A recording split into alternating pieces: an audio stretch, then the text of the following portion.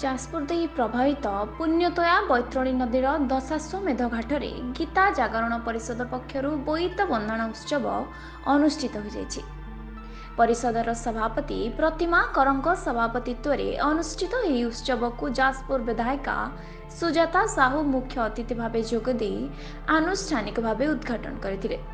अन्यतम अतिथि भाव जाजपुर पौरपालिकार अध्यक्ष रंजुलता होता, मुख्य वक्ता भावे राष्ट्रपति पुरस्कार प्राप्त शिक्षक पंडित भूपति भूषण मिश्र, वरिष्ठ शिक्षाविद वैकुंठनाथ पति प्रमुख जोगदे अतीतर नौ वाणिज्य परंपरा संपर्क में आलोकपात करथिले।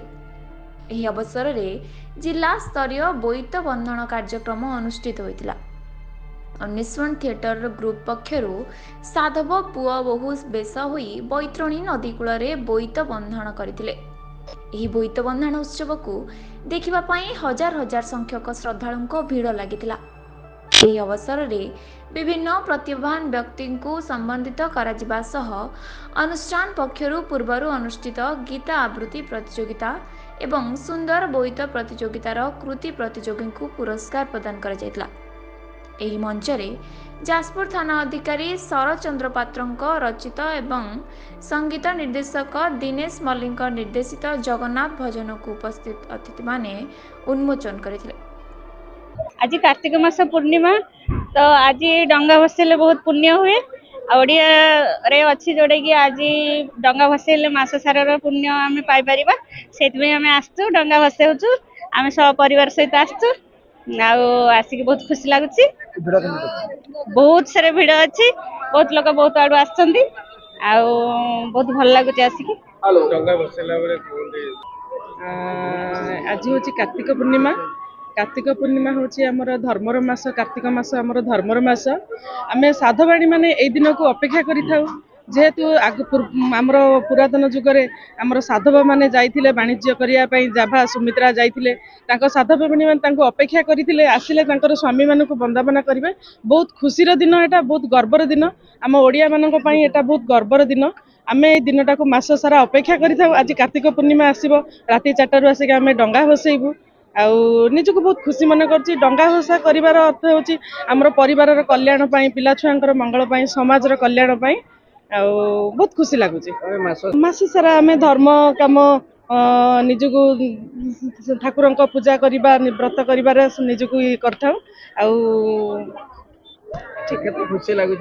बहुत खुशी लगुच, बहुत खुशी लगुच। आज केते माने शह शह श्रद्धालु आसी सकाळु राति 4 आसिक डंगा बसई समस्त बहुत खुशी अच्छा।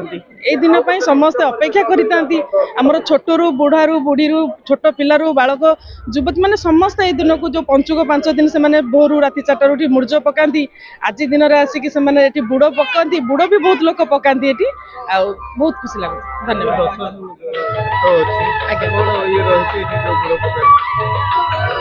एटा तो दशाश्वमेध घाटर लोक मानकर अच्छी माने सब जुआटे जाती आसिक आमर ये पुण्यर पीठ यहाँ माँ जममा सातभणीकर पीठ एटा, माँ बराहनाथ पीठ एटा। ये जगन्नाथ मंदिर अच्छी, लक्ष्मी मंदिर अच्छी, जममा सातभणी अच्छी जोटि कि लोक मैंने निजर पिंड दान भी करती डंगी भसती बहुत पुण्य अर्जन हुए। एटा आमर अच्छी बैतरणी माँ कूल जी निजक समर्पित सी बहुत खुशी संसार चली बहुत खुशी एटी निजक।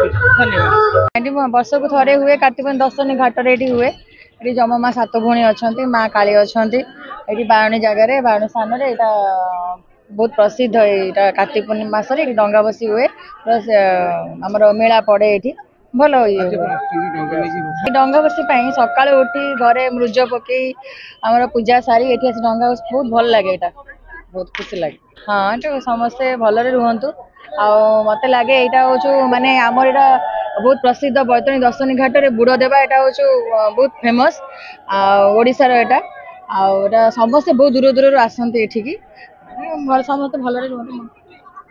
आज जाजपुर जो जिला स्तरीय कार्यक्रम गीता जागरण परिषद तरफ आज ये मते निमंत्रित करिथिबारु मोर बड़ सौभाग्य। कहीं एटा हूँ जाजपुर बिरजा माटी कला ऐतिह्यर माटी तेणु एठी तो सब बेले पारंपरिक पर्व ही चले 12 मासरे 13 पर्व तेणु आज जो धार्मिक मास कार्तिक मास आम समस्ते ए मास को धार्मिक मास बोली समस्ते मानती प्रत्येक परिवार प्रत्येक घर रे याकू पालन करती। आज जो बोईत उत्सव एठी पालन कराई पारंपरिक पर्व को बंचई रखापी साधव पुओ माने विदेश करी जाती धनरत्न आणती निज परिवार निज समस्तंकर एटा तांको ऊपर गोटे आशीर्वाद थाए जहाँकि माँ मंगला एटी समस्ते समस्ते निज निजर अभिनय सहित जमिति पारंपरिक पर्व को बंचई रखापी आज ये कार्यक्रम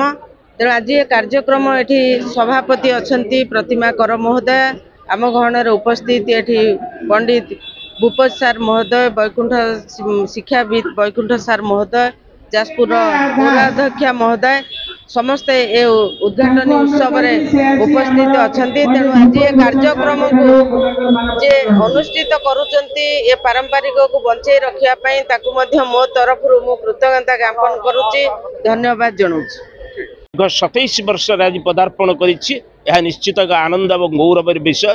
जाजपुर माटी हूँ ऐतिह्य संस्कृति और परंपरार माटी अतीतर गौरव उज्ज्वल परंपरा को जनमानस आउ थे प्रकाशित करने ये अनुष्ठान जो उद्यम कर निश्चित भाव में स्वागत योग्य तले मात्र संदेह ना। कार्तिक पूर्णिमा केवल कार्तिक पूर्णिमा भाव में नुहे बरं यह रास पूर्णिमा नाम सुपरिचित। आज राहु महाग्रहंकर जयंती एवं गुरु नानकंकर जयंती एभली एक पवित्र दिवस जोठी बैतरणी कूल दशाश्वमेध घाटे महाप्रभु जगन्नाथ सम्मुख ये उत्सव समस्त मन में आमर अतीतर परंपरा को स्मरण कर अतीतर साधव पुओ माने यही माटी ही जाऊले जाभा बर्ण्य सुमात्रा सिंहल प्रभृति द्वीप को जो वाणिज्य करी ये ओडिशा माटी को अर्थनीति दृष्टि समृद्ध करने जो प्रयास करुले ताहा निश्चित भाव में आज आम अनुसरणीय एते मात्र संदेह ना। एवं से परंपरा को उज्जीवित रखी आगामी पीढ़ी मान हाथ को यही संवाद को आम बढ़े चेष्टा करूँ निश्चित भाव में यह आमर सफलता पथरे सहायक हम ए मात्र संदेह ना। नहीं यार श्रेय मु देवी आमर जे म्यूजिक अरेंजर कर संगीतकार दिनेश मल्लिक जाजपुर मंगलपुर बिंधापुर नगर घर से हठात पर दिन कहले मु थाना थी कहले गोटे जगन्नाथ भजन दिंतु टे से जहाँ जाना पाइले जे मु भजन गीत और अन्य रुचि रखे लिखे तेणु से कहला गोटे मुझे समय भर अल्प समय भितर गोटे जगन्नाथ को स्मरण कर गोटे भजन लिखागला एवं अति तरबर भजन टी लिखा जाइथिला। तेणु जो ये भजन टी अति तरबर लिखाई किंतु आम जाना पाइलु जे से जहाँ ताकू गाई भजन को स्वर देते आम दिनेश मल्लिक एवं गाई अध्यापक रवींद्र महापात्र से भजन टी अति सुमधुर होती बहुत लालित अच्छी से भजन रे जहाँकि बहुत आदृत हो आदृत हम माने स्वर्ग प्राप्ति लगू जेहेतु आमर ये गोटे पवित्र परंपरा ये परंपरा मोर तृतीय पाली मुझे माने साधव पुओ भूमिका उत्तीर्ण कर ईश्वर को आशीर्वाद थे ये जिन सुजोग मिले। गीता जागरण बहुत से आध्यात्मिक भितर काम कर बहुत भी सोशल वर्क भी कर आध्यात्मिक काम कर।